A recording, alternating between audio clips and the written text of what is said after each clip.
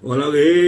ge ti pot ko pho do pu do we ti ta pha ta blog do pu we si away me wada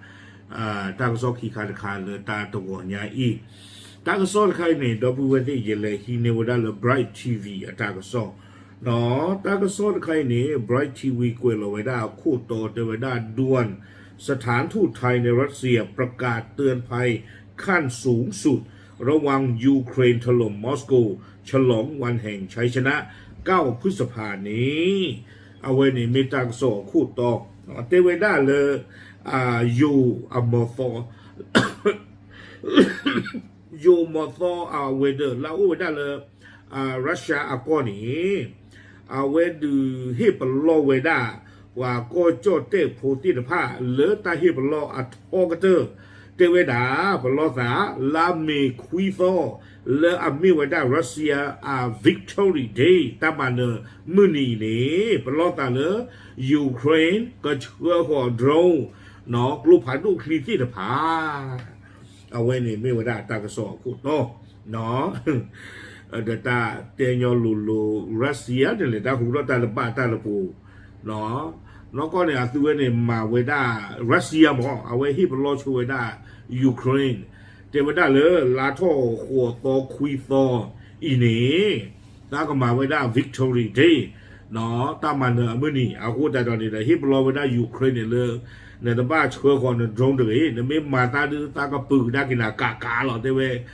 ไม่เวเล็กกว่ากันลาโต้หัวโตคุยโตตั้งตื่นเลยรัสเซียเฉยจนเลยยูเครนเลย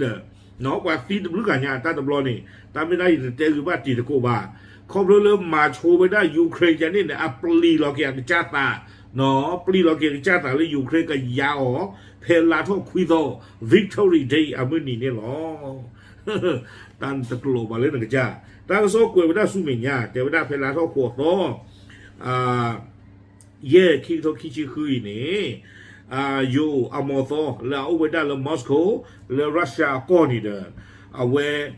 ฮิปโลไว้ได้กว่าก็จอดเตะพูแล้วเอาไว้ได้แล้วรัสเซียก็ที่ละผ้าลอชอลาตาตาโลเตไว้ได้แล้วมอสโกดอเอเรียและอาบูเพนี่ที่ละผ้าวิบลอนี้วีแล้วเอาไว้ได้แล้วรัสเซียดอยูเครนก็เชิญที่ละผ้าดีอเมเวโคสต์เบลโกราดเนาะวิบลอนี้ดอเวรอสต็อกออนดอนเทวดาตาลอที่ผ่านนี้หมอตุกูโดตาปโลปโด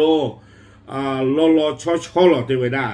วิบลอเนี่ยเทวเนื่องจากสถานเอกอัครราชทูตได้รับแจ้งเวียนจากกระทรวงการต่างประเทศสหพันธรัฐรัสเซียซึ่งอ้างประกาศจากกระทรวงกลาโหมรัสเซียเกี่ยวกับภัยคุกคามจากยูเครนที่จะโจมตีกรุงมอสโกในวันแห่งชัยชนะเนาะเทวดาจิจาอีตาวิตากรุณีเนี่ยเฮวดาสาคบเลยเวรัสเซียก็ที่กูก็เอาเวกลูเวที่บล็อกเวดาก็ไม่ได้มองโซลาอุเลเวดารัสเซียก็ที่ผ่านนี่เทวดาเนาะบ้าตาบ้าแล้วตัวเวก็มาเวดาวิกตอรี่เดย์แล้วลาทอคุยต่อยนี่บ้าตาบ้าเทวดายูเครนก็ขาบ้าคือตัวเวแล้วตาจะหนีเนี่ยสิเทวดาดีต่ออีกเจนเราตั้งแต่เล็กขาชัววางย่อเงินปลีลอกินจ้าตานั่นไม่ต้องมามาหน้ามาเยอะอีกชั่วโมงใจนี่หมอเนาะลูกเราตัดลาท่อคุยต่อเลตัดลายาอีเทวดาโดยทางการรัสเซียย้ำให้ประชาชนระหว่างประเทศให้ความสำคัญกับคำเตือนดังกล่าวเนาะรัสเซียเนี่ยดื้อเอาไว้ฮิปเราไว้ได้คือข้อดอหรอเนาะเทวดาเลยฟิกบ้า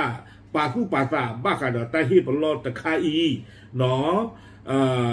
บ้าตาบ้าแต่ว่าได้เลยตากู้ฟอเลยยูเครนก็เกล้าป้าเผื่อซาแพ้วิกตอรี่เดย์อันนี้เนี่ยหรอกวยไม่ได้สู้ไม่ยากแต่ว่าได้ทั้งนี้สถานเอกอัครราชทูตขอให้คนไทยหลีกเลี่ยงพื้นที่เสี่ยงและพื้นที่การรวมตัวของคนจำนวนมากเนาะอยู่มอสโกและมอสโกนี่เด้อที่เป็นล้อไว้ได้อยู่ปาทิฟูโกโพติละผ้าเลฟิเมโอเลรัสเซียก็นี้หาเฉยตาลอเลกว่าอาตะกี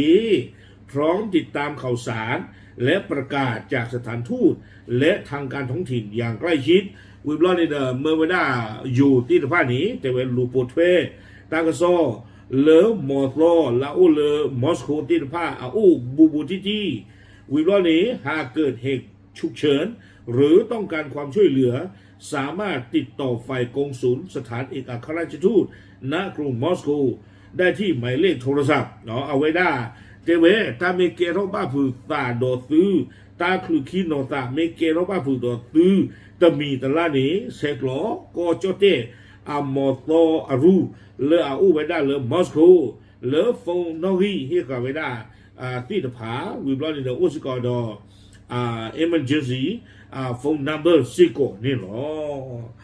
以中的了 phone number 电话里的这个鸟地方的国吧น้องบ้านมันดูโคตรอะไรกว่ากันยอผู้